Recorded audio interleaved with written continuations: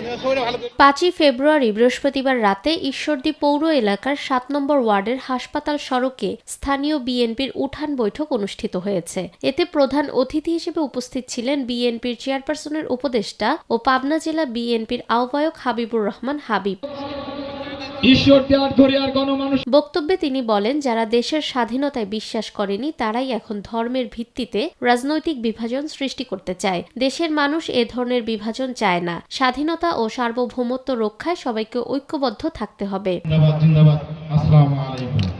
তিনি আরও বলেন, বিএনপি শিক্ষিত বেকার নয়, কর্মসংস্থানমুখী জনশক্তি গড়ে তুলতে চায়। পরিবেশ সুরক্ষায় বৃক্ষরোপণ, খাল খনন ও প্লাস্টিক দূষণ কমাতে দলটির পরিকল্পনা রয়েছে বলেও উল্লেখ করেন তিনি।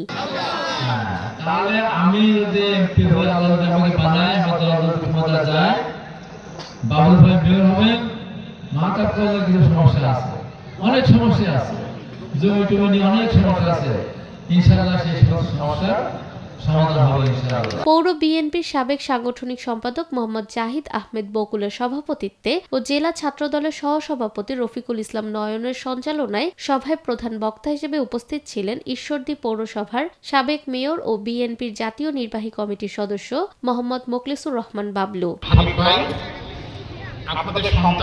বিশেষ অতিথি হিসেবে উপস্থিত ছিলেন বাংলাদেশ জাতীয়তাবাদী শ্রমিক দল কেন্দ্রীয় কমিটির কার্যকরী সভাপতি আহসান হাবিব, পৌর বিএনপির সাবেক সাংগঠনিক সম্পাদক মোহাম্মদ আজমল হোসেন ডাবলু সহ বিভিন্ন অঙ্গ সংগঠনের নেতাকর্মীরা। নিরপেক্ষ, সত্য প্রকাশে আপোষহীন।